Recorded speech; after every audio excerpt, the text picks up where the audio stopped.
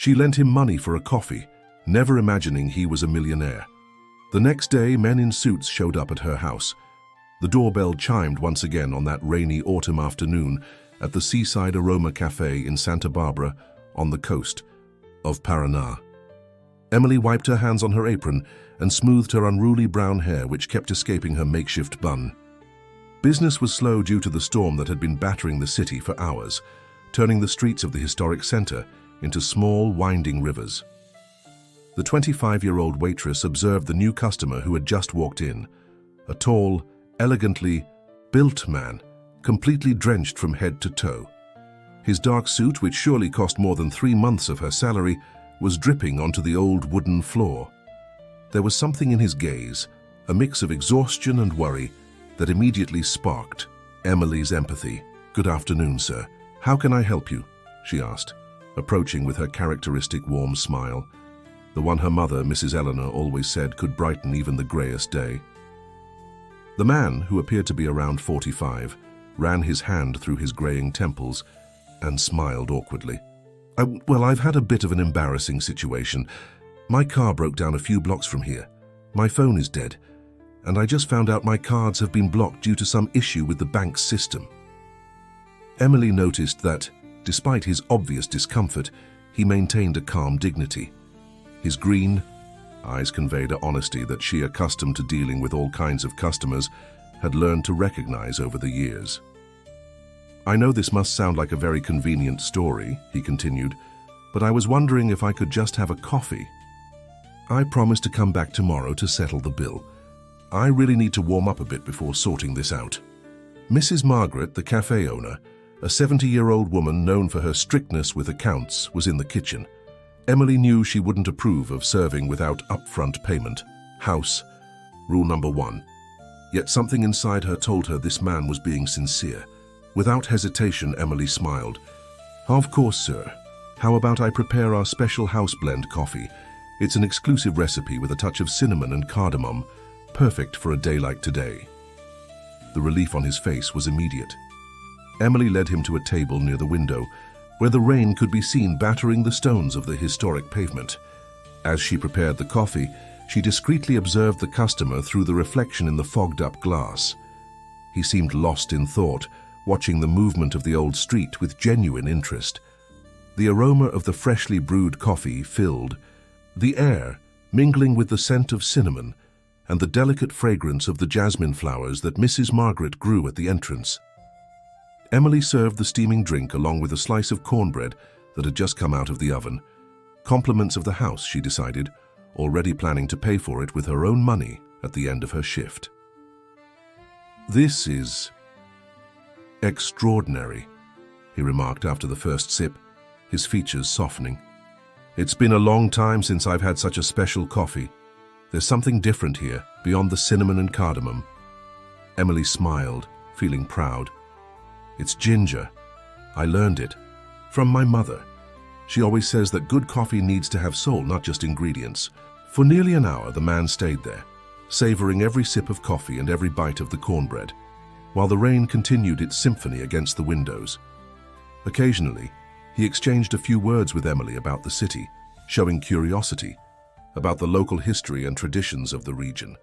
When the rain finally let up, he stood up, thanking her with a dignity that Emily rarely saw in the wealthier customers who frequented the cafe. "I'll definitely be back tomorrow to settle the bill. What's your name, if I may ask?"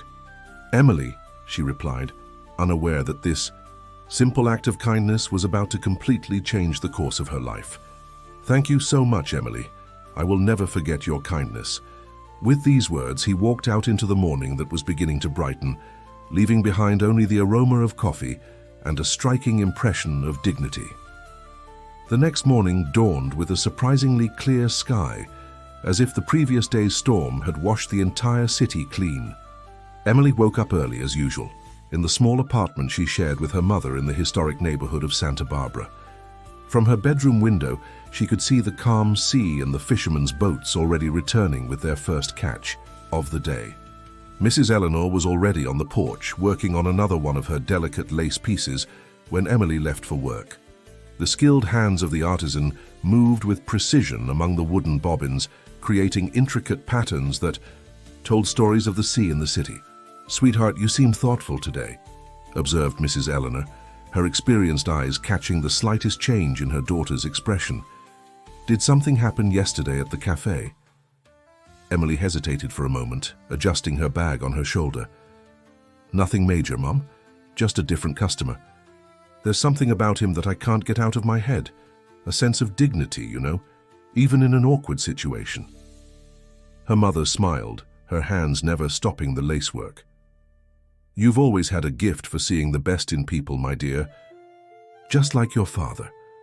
The mention of her father, who passed away when Emily was still a child, brought a moment of contemplative silence between the two. The walk to the cafe was especially pleasant that morning. The autumn sun warmed gently, and the sea breeze carried with it the distinctive scent of salt air mixed with the sounds of the waking city. Emily greeted the merchants who, like her, were starting another day of work on the historic streets. As she turned the corner near the cafe, however, Emily stopped in her tracks. 3 men in suits were waiting in front of the establishment. For a moment, her heart raced, wondering if something had happened to Mrs. Margaret. But as she approached, one of them turned to her with a friendly smile. "Miss Emily?" asked the tallest of them, glancing at a small tablet in his hands. "Yes," she replied hesitantly. "Great. We are representatives of Mr. Richard Thompson, CEO of the Horizon Hotel Group.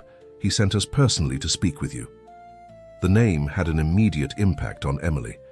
The Horizon Hotel Group was known for its luxury hotels along the U.S. coastline, including the majestic Horizon Palace, the most exclusive hotel in Santa Barbara, which stood imposingly by the sea just a few blocks away. "There must be some mistake," Emily began, but she was interrupted by one of the men, who handed her a card with the group's golden logo. "So there's no mistake, miss. Mr. Richard was deeply moved by your kindness yesterday." It was then that Emily recognized the man from the cafe the day before. Richard Thompson himself, one of the most influential businessmen in the country, had been her mysterious customer. "He would like to offer you a proposal," the executive continued, "a management position at the Horizon Palace." Emily felt her legs weaken. Her mind spun as she tried to process the information. "But I'm just a waitress. I don't have experience with luxury hotels."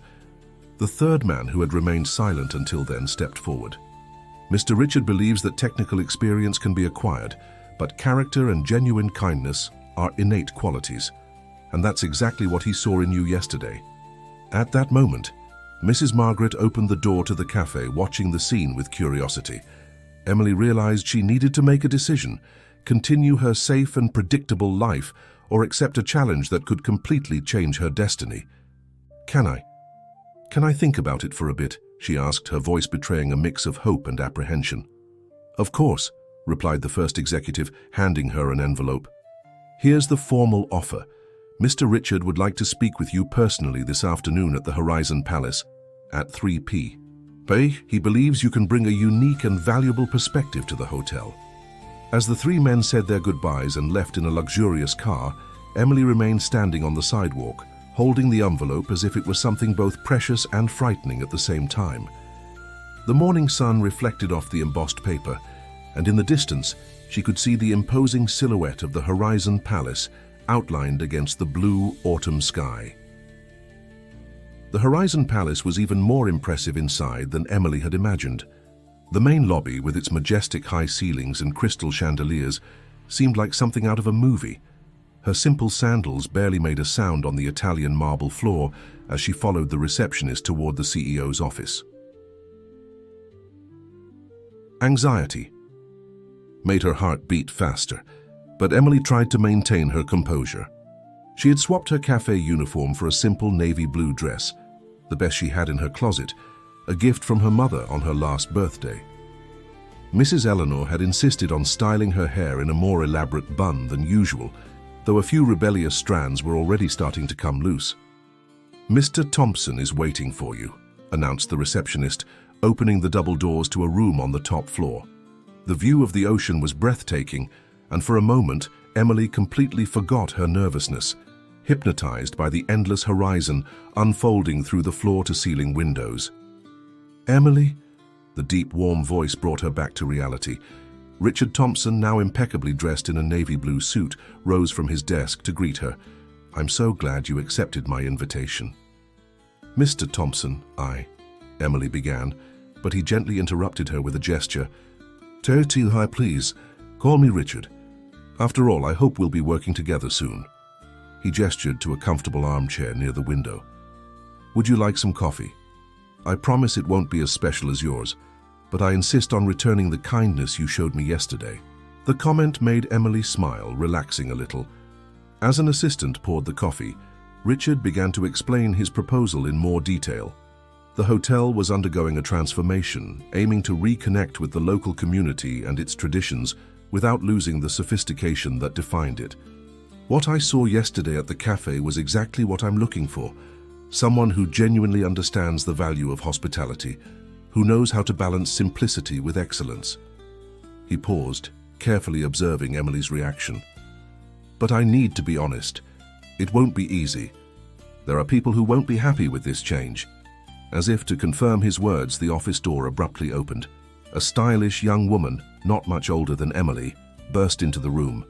Her high heels made a decisive sound on the floor, and her expression was one of clear displeasure. "Dad, is it true what they're saying? You're going to put a waitress in charge of our most important hotel?" The way she pronounced waitress made Emily feel as if it was something contemptible. "Beatrice," Richard sighed, his voice firm but patient. "This is Emily. And yes, I am offering her the position of general manager at the Horizon Palace." Beatrice turned to Emily, her brown eyes flashing with indignation. "No offense, but do you have any idea what it takes to run a five-star hotel? Do you know the difference between a Bordeaux and a Burgundy? Have you ever organized an event for ambassadors or heads of state?" Emily felt her face burn, but she kept her posture straight and her gaze steady. "No, Miss Beatrice, I don't know those things yet. But I do know the value of making every person feel special, no matter who they are. I can recognize the authenticity of a genuine experience. And most importantly, I know I can learn everything I don't know yet." A tense silence hung in the room. Richard watched the scene with interest, while Beatrice seemed momentarily disconcerted by the direct and honest response. "Besides," Emily continued, surprising herself with her courage, "I know the local traditions, the history of this town, the artisans and fishermen who make this place unique, and I believe that can add a special value to the guest's experience." Richard smiled, clearly pleased. "That's exactly why you're the right person for this position, Emily. Beatrice, you yourself have always said the hotel needed a fresh, different perspective." Beatrice crossed her arms, her posture still defensive, but something in her gaze had shifted. "3 months," she finally said. "I give it 3 months to prove this isn't a colossal mistake." With these words, she turned on her heels and left the room, leaving behind an expensive perfume and an atmosphere charged with defiance. Emily took a deep breath, realizing her life was about to change far more than she had imagined. It wouldn't just be a job change, but a true transformation of her world. The reflection of the setting sun on the sea through the panoramic windows seemed like an omen of what was to come, beautiful and intimidating at the same time. The news of Emily's appointment as the new general manager of the Horizon Palace spread quickly through the town. At the cafe, Mrs. Margaret received the news with a mix of pride and sadness. She was losing her best employee, but she knew Emily deserved this opportunity. Julia, her best friend and co-worker, reacted more reservedly, her smile not quite reaching her eyes. "You're going to forget about us," Julia said as she helped Emily pack up her last things at the cafe. "You'll turn into one of those fancy ladies who barely look at us when they come here for coffee." Emily stopped what she was doing and held her friend's hands. "Never. You know me better than that, Ju. I'll still be the same Emily, just with more responsibility now." At home, Mrs. Eleanor received the news with her usual serene wisdom. As she prepared a cup of chamomile tea to calm her daughter's nerves, she gently shared her concerns. "My dear, you have a heart of gold, just like your father did. But the world of luxury can be cruel to people like us. Don't let them take away your essence." Her hands, wrinkled from years of lacework, caressed Emily's face. Promise me you won't lose yourself in this new world." The first week at the hotel was a true roller coaster of emotions. Emily discovered that she would need to quickly learn about wine's etiquette, international protocols, and a myriad of details that were part of the world of luxury hospitality. Charles, the hotel's executive chef, a stern man with 20 years of experience in Michelin-starred restaurants, barely concealed his skepticism toward the new manager. "Miss Emily," he approached her after a tense meeting with the kitchen staff, "perhaps you don't understand, but our guests have extremely refined palates. We can't simply serve home-style food in a hotel of this caliber." The discussion had begun when Emily suggested incorporating some regional dishes into the main restaurant's menu. "Chef Charles, I'm not proposing to replace your exceptional menu. I'm suggesting we complement it with an authentic experience from our region, something our guests won't find anywhere else in the world." To her surprise, it was Beatrice who intervened, appearing quietly in the kitchen. "She's right, chef. Last week that French food critic mentioned that all luxury hotels are becoming the same, lacking personality." The chef frowned, clearly annoyed at having his decisions questioned, but Beatrice's comment made him reflect. Emily seized the opportunity. "Why don't we start with a special tasting menu? We can combine your refined techniques with traditional ingredients and recipes." As they discussed the possibilities, Emily noticed Richard discreetly observing from the kitchen door, a satisfied smile on his face. Their eyes briefly met, and she felt an inexplicable warmth rise up her neck. By the end of that first week, exhausted but determined, Emily walked along the beach after her shift, her bare feet sinking into the still warm sand from the day's sun. The illuminated hotel stood majestically against the starry sky, and she could see the lights of the restaurant where, that evening, Chef Charles had finally agreed to test a dish that blended his French technique with a traditional local fish recipe. A group of fishermen was returning with their nets, and Emily greeted them by name. She had known many of them since childhood.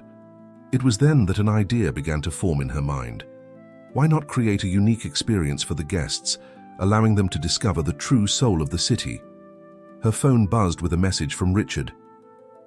"How was your first day as the official manager? Would you like to discuss some ideas over breakfast tomorrow?" Emily smiled at her phone, feeling a mix of nervousness and anticipation.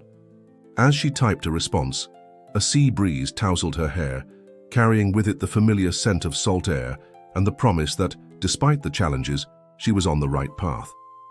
Breakfast with Richard had become a routine over the following weeks. They met on the hotel restaurant's balcony, overlooking the ocean, before most guests woke up. Emily cherished these moments, not only for the opportunity to discuss her ideas for the hotel, but also for the way Richard listened to her, with genuine interest and respect. "So you want to bring local artisans into the hotel?" he asked, watching Emily excitedly explain her new project. "Exactly. Imagine a sophisticated craft fair in the Winter Garden. The lacemakers, including my mother, could demonstrate their work live. Guests would love seeing how each piece is created, the story behind every pattern." Emily's enthusiasm was contagious, and Richard found himself smiling more and more during their conversations. However, not everyone shared her excitement. Albert Montgomery, the former manager who now held a position on the regional board, made a point of expressing his dissatisfaction with the changes. "Miss Emily," he approached her after a planning meeting, his voice dripping with condescension. "Turning the Horizon Palace into a craft fair won't please our more demanding guests. They pay for exclusivity, not for local folklore." Emily maintained her composure, though she felt her blood boil. "Mr. Montgomery, our guests pay for unique and authentic experiences, and that's exactly what we're offering." The clash was interrupted by Beatrice, who had surprisingly become an unexpected ally. "Emily is right, Albert. I just received the guest satisfaction report. Ratings have increased by 15% since we implemented Chef Charles's new menu with regional dishes." The transformation in the relationship between Emily and Beatrice was something that intrigued everyone at the hotel. The initial hostility from Richard's daughter had given way to mutual respect, especially after Emily helped her resolve a crisis with an important event. "You know," Beatrice confided during an impromptu lunch in the hotel kitchen, "I've always wanted to bring changes here, but I never had the courage to challenge the hotel's traditions. You're making it seem so natural." Emily smiled, sharing a piece of the cassava cake that Chef Charles had created, a sophisticated reinterpretation of a traditional recipe. Sometimes, preserving traditions means allowing them to evolve, right? However, not everything was perfect. Julia, her friend from the cafe, began spreading rumors around town about how Emily had sold out to the world of luxury. The words reached Mrs. Eleanor, who noticed her daughter becoming increasingly absent from Sunday lunches. "Emily, my dear, are you happy?" her mother asked one evening when Emily finally managed to visit her. Mrs. Eleanor's hands worked tirelessly on an especially delicate piece of lace as they talked. I'm Mum, it's challenging, but I feel fulfilled, like I've found my place, you know." Emily paused, observing the intricate patterns emerging between the bobbins. "And there's something else." Mrs. Eleanor looked up from her work, a knowing smile on her lips. "Richard?" Emily felt her face flush. She hadn't realized her feelings for her boss were so transparent. "It's not like that, Mom. We're just friends."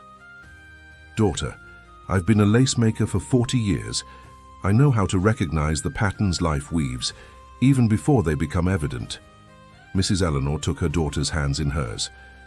"Just be careful not to tangle the threads of your heart with those of your ambition."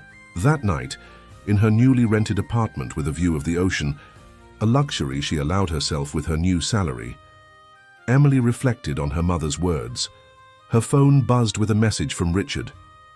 The craft fair project was approved by the board. "Shall we celebrate tomorrow?" Emily's heart raced as she read the message. She knew she was entering dangerous territory, where the lines between professional and personal were beginning to blur. But there was something in the way Richard looked at her during their morning conversations, something that went beyond professional admiration, that made her want to explore these feelings, even knowing the risks involved. The celebration for the project's approval took place at the hotel's restaurant after work. Richard had reserved the table with the best view of the sunset, and Chef Charles prepared a special menu, blending sophisticated dishes with regional touches, his latest culinary passion. "To our new chapter," Richard toasted, raising a glass of domestic sparkling wine that Emily had suggested adding to the hotel's wine list. Their eyes met over the glasses, and for a moment, the world seemed to stand still.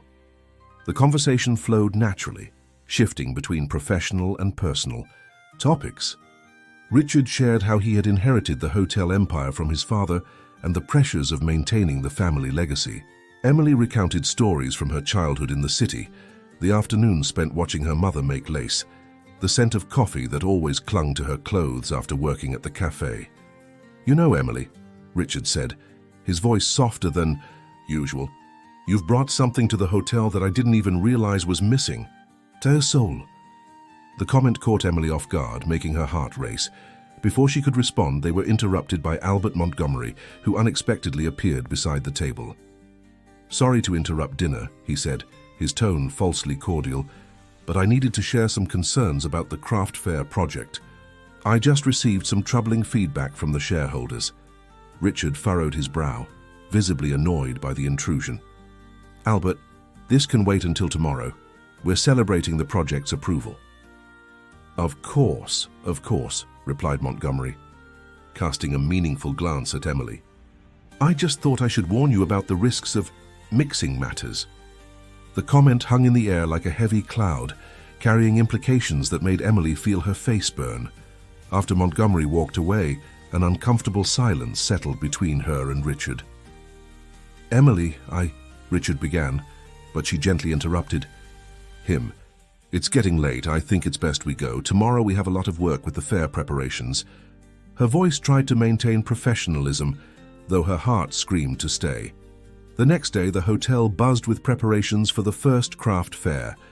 Mrs. Eleanor and other lace makers set up their bobbins in the winter garden, transforming the elegant space into a living studio of local culture. Chef Charles oversaw the setup of a tasting station for traditional dishes, while Beatrice coordinated the decor that blended modern elements with handmade pieces. "Are you okay?" asked Beatrice, finding Emily alone during a break. "You seem distant today." Emily sighed, feeling she could trust her new friend. "Your father, Mr. Richard. People are starting to comment about our closeness." Beatrice smiled, surprising Emily. "And since when do you care about comments? Wasn't it you who taught me to trust my instincts more?" "It's different, Bea. I don't want people to think I got this position for other reasons." "Emily, look. Around," said Beatrice, gesturing to the activity in the hotel. "You've earned everyone's respect here through your work, your dedication. Even Chef Charles, who was your biggest critic, can't stop talking about how you've revolutionized the hotel's menu." At that moment, Richard passed through the winter garden, accompanying a group of journalists who were covering the fair. Their eyes met briefly, and Emily felt that now familiar warmth in her chest. "Besides," continued Beatrice with a mischievous smile, "I've never seen my father so happy, and I've known him for 28 years.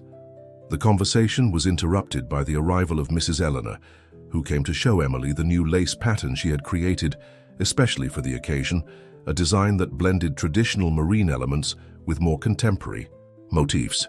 "It's like you always say." "Dear," commented Mrs. Eleanor, her nimble fingers moving the bobbins with precision. "Sometimes we need to innovate to preserve traditions." Emily watched her mother's work, amazed at how the threads intertwined, creating something new yet familiar. That's how she felt about her feelings for Richard, something new and frightening yet somehow predestined, like the patterns her mother wove so effortlessly. The success of the craft fair exceeded all expectations. The winter garden of the Horizon Palace had transformed into a vibrant meeting point where international guests mingled with local artisans, creating a unique atmosphere of cultural exchange. However, during a particularly busy afternoon, Emily found something that would completely change her perspective on the hotel. She was organizing some documents in the office when a misfiled folder caught her attention. They were financial reports that revealed a troubling truth. The Horizon Palace was facing a severe financial crisis, much more serious than anyone could have suspected. "This explains a lot," she murmured to herself, recalling small details that had previously seemed unimportant: the delays in maintenance, the cuts to the kitchen budget, the reluctance to make new investments. Absorbed in the documents, she didn't notice Beatrice's arrival, who entered the room quietly. "So you found out," she said, making Emily jump in surprise. "Dad didn't want anyone to know, especially you." "Bea, why didn't he tell me? I could have helped. I could have..." "Pride, maybe, or fear that you'd give up on the challenge if you knew the real situation." Beatrice sat down, suddenly looking tired. "The hotel has been bleeding money for months. The competition from all-inclusive resorts is killing us." Emily fell silent for a moment, her mind racing. That's why Montgomery is so resistant to changes. He's afraid that any alteration might drive away the few loyal customers we still have. Exactly. But ironically, your ideas have been the only things bringing new life to the hotel. Beatrice smiled sadly. "The craft fair? It was our most profitable week in the last 6 months." At that moment, Richard appeared at the door, freezing when he saw the documents on the table. His usually calm face showed a mix of concern and disappointment. "Emily, I can explain," he began, but Emily interrupted him, standing up decisively. "Richard, please listen to me. I think I have an idea." She started pacing the room, her eyes shining with that energy everyone had come to recognize. "What if we turned the crisis into an opportunity?" Father and daughter exchanged confused glances as Emily laid out her reasoning. She explained how they could use local traditions not just as a differentiator, but as a way to completely reinvent the luxury hotel experience. Think about it. While resorts offer standardized packages, we can create something unique. Lace making, classes with our local artisans, culinary expeditions with Chef Charles to meet local fishermen, traditional cooking workshops. But that would require a significant investment, Richard pondered, still hesitant. Actually, not as much as you might think, Emily replied, pulling up a chair and starting to jot down calculations on a piece of paper. We can start small, using the resources we already have. The local community is already involved thanks to the craft fair. It's just a matter of expanding the concept. As she explained her plans, Emily noticed something different in Richard's gaze, a mix of admiration and something deeper she couldn't quite define. Beatrice watched the scene with a subtle smile, as if witnessing something she had long expected. Emily, Richard finally said, his voice filled with emotion, you continue to amaze me. When I hired you, I knew I was bringing someone special to the hotel, but I never imagined... He stopped abruptly, aware of his daughter's presence. Beatrice rolled, her eyes amused. Please carry on, I'll go check on how the fair is doing downstairs. After Beatrice left, a meaningful silence filled the room. Emily could feel her heart beating faster, aware of Ricardo's proximity as he now stood beside her, looking over the numbers she had written down. I should have trusted you from the start, he said softly. I should have told you about the hotel's situation. There's still time, Emily replied, turning to face him. Trust me now. The moment was interrupted by a knock on the door. It was Chef Charles bringing exciting news. An international food critic had just published an enthusiastic review of the hotel's new menu, particularly highlighting the innovative way local traditions were presented. See? Emily smiled. Things are already starting to change.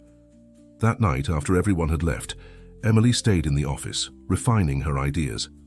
Through the window, she could see the city lights reflected on the sea, and for the first time since discovering the truth about the hotel's situation, she felt truly hopeful. Not just for the future of the Horizon Palace, but also for what was blossoming between her and Ricardo, something as special as it was unexpected. The following weeks were intense at the Horizon Palace. The implementation of Emily's new ideas completely transformed the hotel's dynamics. The lace-making classes with Mrs. Eleanor and other artisans became an immediate success, with a waiting list of guests eager to learn the traditional craft. Chef Charles, initially skeptical, now led weekly expeditions to the fish market, where guests could select fresh fish and learn about local cuisine. His cooking classes, combining refined techniques with regional ingredients, became one of the hotel's most sought-after attractions. I never thought I'd say this, the chef confessed to Emily during one of these classes, but you were right. Guests don't just want luxury, they want authenticity. The most surprising transformation, however, was in Beatrice. The young woman who once cared only about the hotel's sophistication was now regularly seen chatting with the lace makers, learning about different stitches and patterns. Her social media presence, once focused solely on opulence, now showcased a more human and cultural side of the Horizon Palace. Do you know what's most incredible? Beatrice commented to Emily during an afternoon coffee. People are booking longer stays to be able to participate in all the activities. I've never seen anything like this before. However, not everything was perfect. Montgomery continued his quiet campaign against the changes, and Emily began to notice his constant presence at meetings with the group's investors. Julia, her old friend from the cafe, had published an article on a local blog criticizing the commercialization of the town's traditions. Don't let it get to you, advised Mrs. Eleanor, while teaching a new lace stitch to a delighted guest. Some people take longer to accept changes, even when they're for the better. The relationship between Emily and Richard was also evolving. Their breakfasts were now marked by lingering glances and shared smiles. During a particularly busy afternoon, their hands accidentally touched as they reached for the same document, and the brief contact sent shivers through both of them. Emily, Richard called after a particularly successful meeting with investors, would you like to have dinner with me tonight to celebrate the quarterly results? She knew it wasn't just about the financial results. There was something more in the invitation, something that made her heart race with both anticipation and fear. Richard, she hesitated, aware of the curious looks from the staff. I'm not sure if it would be appropriate. I understand your concern, he said softly, but I think it's long past time we were honest about what's happening between us. Before Emily could respond, they were interrupted by a commotion in the lobby. A group of executives from a competing resort had arrived unannounced, requesting an urgent meeting with the board. Montgomery accompanied them, a satisfied smile on his face that made Emily feel a knot in her stomach. "Mr. Thompson," announced one of the executives, "we've come to make an acquisition proposal for the Horizon Palace." The silence that followed was deafening. Emily felt the world spin slightly, but she held her ground. Richard, by her side, remained impassive, though she could sense the tension in his posture. "Gentlemen," he replied with studied calm, "I appreciate the interest, but the Horizon Palace is not for sale." "I suggest you reconsider," Montgomery interjected. "The numbers don't lie, Richard. And I have here a detailed analysis showing that these recent innovations are unsustainable in the long term." Emily felt Richard's gaze on her, searching for something, confidence perhaps, or strength. She met his gaze with determination, and in that silent moment a decision was made. "If I may," said Emily, stepping forward, "I'd like to present some numbers as well, numbers that tell a different story." The afternoon turned into a battle of spreadsheets and projections, with Emily passionately defending not only the financial results of the changes, but also the intangible value they had created. By her side, Beatrice presented impressive social media engagement numbers, while Chef Charles spoke about the waiting list for his classes and the increase in restaurant occupancy. When the executives finally left, it was already night. Emily was exhausted but satisfied. Montgomery left. Shortly after, his face a mask of thinly veiled disappointment. "So," said Richard, approaching Emily after everyone had gone, "about that dinner?" Emily smiled, feeling a new courage growing in her chest. "How about coffee first? I know a special place downtown." Richard's smile lit up his face. "The place where it all began." "Exactly. Sometimes we need to go back to the beginning to know where we want to go." The coffee at the old Seaside Aroma Cafe had a special flavor that night. Mrs. Margaret, upon seeing Emily and Richard enter together, gave a knowing smile and personally prepared her special coffee with cinnamon and cardamom. The place was almost empty, except for a few regular customers who cast curious glances at the unusual couple. "It was right here," said Richard, running his finger along the rim of the cup, "that you changed my life with a simple cup of coffee." Emily blushed slightly, remembering that rainy day that seemed to have happened in another lifetime. "I never imagined that gesture would change my life too." The conversation flowed naturally, as it always did between them. They talked about the hotel, the challenges they faced, and their lives before they met. It was the first time they were truly alone, without the pressures of work or the curious glances of the hotel staff. "Emily," Richard said after a moment of comfortable silence, "I need to tell you something. Montgomery didn't act alone today. He has the support of some board members who never approved my more unconventional decisions." "Like hiring me, you mean?" she asked, trying to keep her tone light, though she felt a tightness in her chest. "Exactly. They never understood why I chose someone with no hospitality experience to manage our most important hotel." He paused, his eyes meeting hers. "But I knew from that very first day that you had something special, something you don't learn in business schools." The moment was interrupted by the arrival of Julia, who worked the night shift. Her face hardened when she saw Emily, and she practically slammed the coffee pot on the table. "So it's true," Julia said, her voice filled with bitterness. "The waitress has turned into a princess." "Julia, please," Emily began, but her former friend had already walked away. The incident left a bitter taste that not even Mrs. Margaret's special coffee could mask. "You know what's the hardest part?" Emily reflected, watching her former friend walk away. "It's that I'm still the same person. I still love this place, these people, these traditions. I'm just trying to build bridges between worlds that have always been apart." Richard reached his hand across the table, gently touching hers. "That's exactly why you're special, Emily. You don't see barriers, you see possibilities. The touch of their hands sent an electric current through both of their bodies. It was a simple gesture, but one filled with meaning. In the simplicity of that cafe, far from the luxury of the hotel, they could finally just be Richard and Emily. "I'm scared," she confessed, her voice almost a whisper. "Scared that all of this is bigger than I can handle.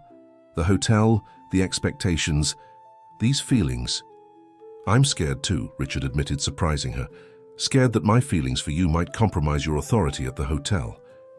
Fear that people won't see how much you've achieved on your own merit." The doorbell chimed again, and Mrs. Eleanor walked into the cafe, stopping in surprise when she saw her daughter with Richard. She had come to get a coffee to accompany her nightly lacework as she did every evening. "Mom," Emily stood up, suddenly feeling like a teenager caught red-handed. Mrs. Eleanor approached the table with a serene smile. "Don't worry, I won't intrude.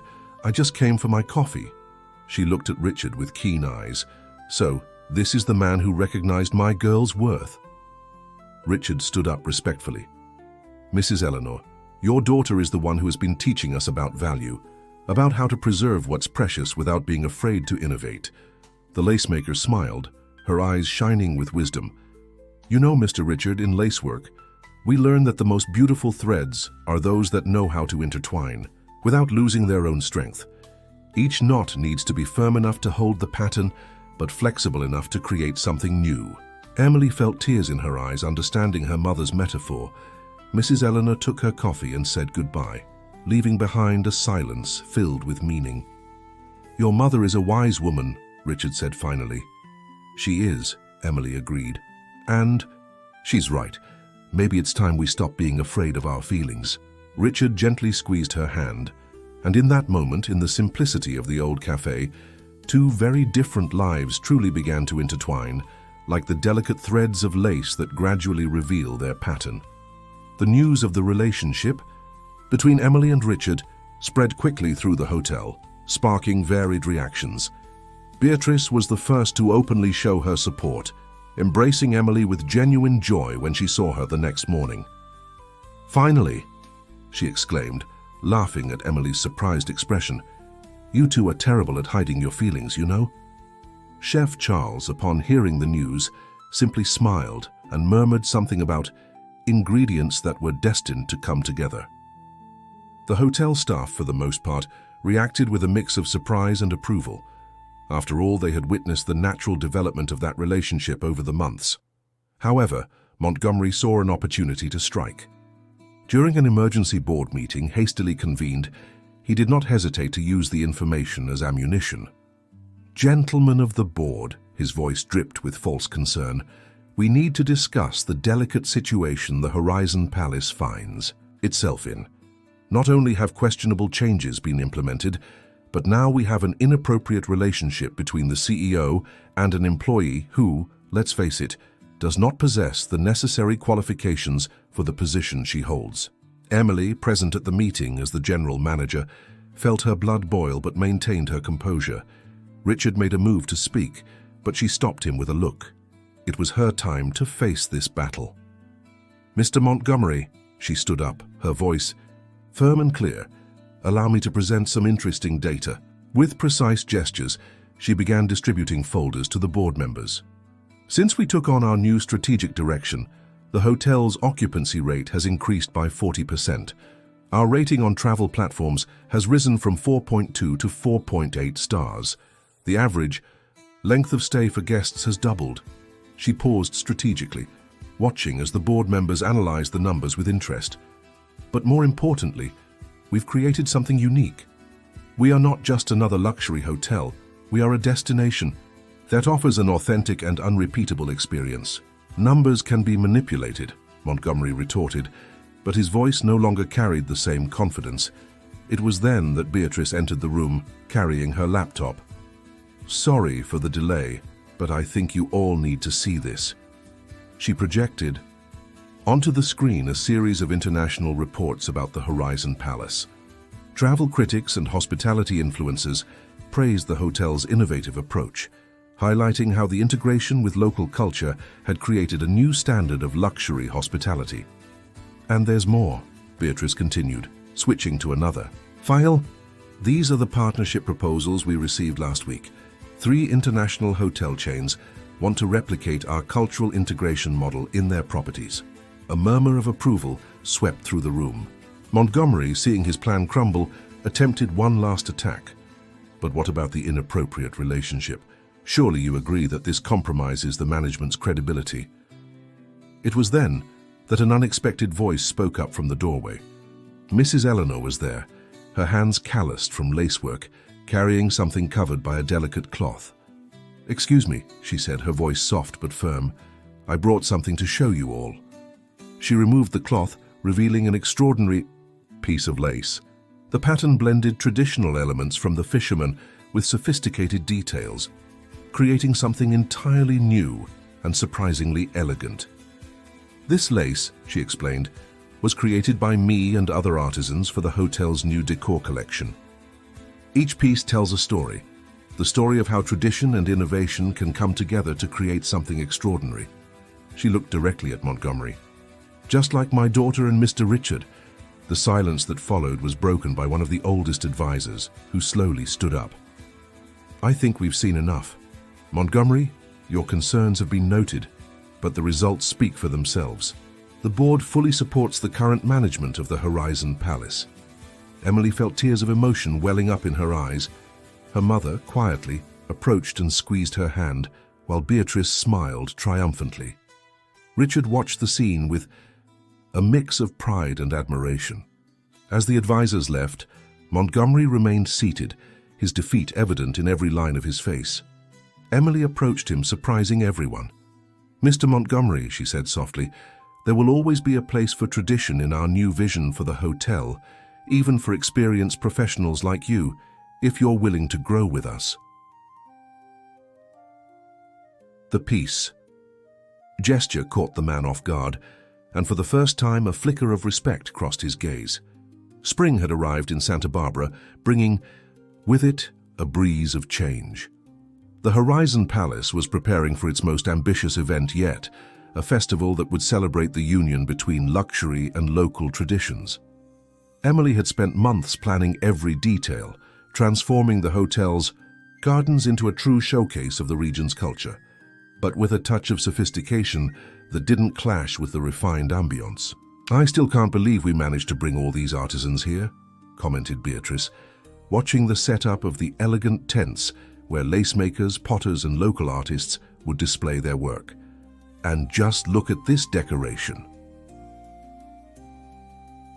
The lace pieces created by Mrs. Eleanor and her group of artisans had been transformed into stunning decorative elements, combined with special lighting that highlighted every detail of the intricate patterns. Chef Charles and his team had prepared a menu that was a true ode to local cuisine, elevated to the status of fine dining. "Emily!" The familiar voice made her heart skip a beat. Julia, her old friend from the cafe, approached hesitantly, carrying a box. "Can I talk to you for a minute?"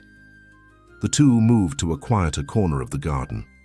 Julia seemed nervous, a stark contrast to her usual confidence. "I came to apologize," she finally said. "I was unfair to you. In fact, I was worse than unfair. I was a terrible friend." Emily felt a lump in her throat. "Julia." "No, let me finish." Julia opened the box she was carrying, revealing a cinnamon and cardamom cake, the special recipe from Seaside Aroma Cafe. "Mrs. Margaret helped me make it. I thought, well, maybe it could be served at the festival, to show that the bridges you're building work both ways." The two friends embraced, silent tears streaming down their faces. It was more than a reconciliation. It was proof that the worlds Emily was trying to unite could truly come together. The news that the famous travel blog Exclusive Destinations would send a reporter to cover the festival caused a mix of excitement and apprehension. The journalist, known for her sharp critiques of hotels attempting similar initiatives, arrived the day before the event. "Miss Emily," her voice was as sharp as her critical gaze, "how do you respond to the accusations that you are, how should I put it, turning local culture into a spectacle for the entertainment of wealthy tourists?" The question hit a sensitive spot, but Emily was prepared. "I'd like to show you something," she replied, leading the reporter to the area where Mrs. Eleanor and other lacemakers were working. There, hotel guests, executives, celebrities, and international tourists sat in conversation circles with the artisans, learning the basic stitches of bobbin lace. A Japanese businessman proudly showed off the small pattern he had managed to create, while a French socialite enthusiastically discussed different weaving techniques with a lacemaker. "What we offer here isn't entertainment," explained Emily. "It's genuine human connection. These artisans aren't just showcasing their work, they're sharing their stories, their culture, their art. And our guests aren't just observing, they're participating, learning, growing." The reporter watched the scene in silence, her critical gaze gradually softening. In the kitchen, Chef Charles guided a group of guests in preparing traditional dishes while sharing stories about the origin of each ingredient. "You know what's most interesting?" commented Beatrice, who had joined them. "Since we started this project, the number of orders for lace pieces has grown exponentially. The artisans are hiring apprentices for the first time in years. The tradition isn't being exploited, it's being revitalized." Richard, who had been observing from a distance, approached with his characteristic serene smile. "Emily hasn't just transformed the hotel, she's transforming the entire community." The reporter jotted down some notes on her tablet, her eyes gleaming with renewed interest. "I think I've found the real angle for my story," she murmured, more to herself than to the others. That evening, after the journalist had left, Emily found a moment of quiet in the garden. The sun was setting on the horizon, painting the sky with shades of pink and orange that reflected in the hotel's windows. Richard found her there, gazing at the view.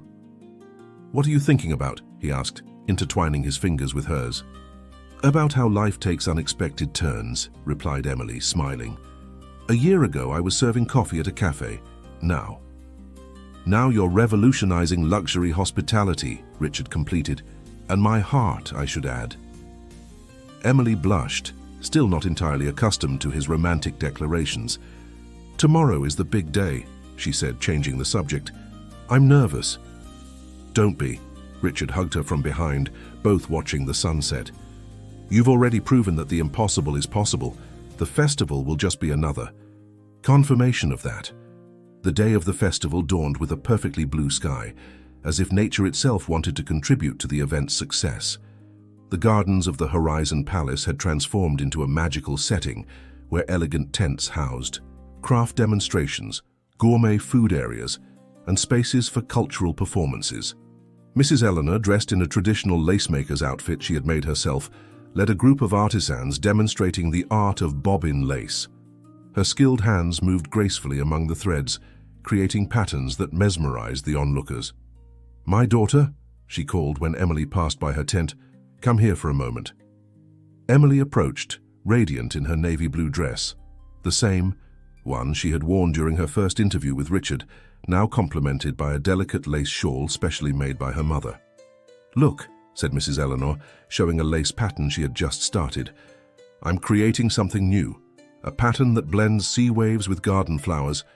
This is how I see your story with the hotel, the perfect union of two worlds."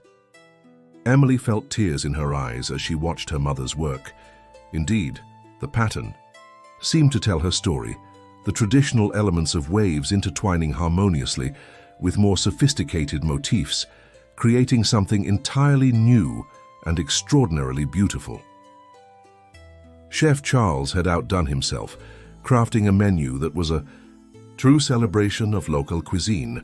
During his session, he guided guests in preparing traditional dishes, his explanations punctuated by stories about the origin of each ingredient and technique.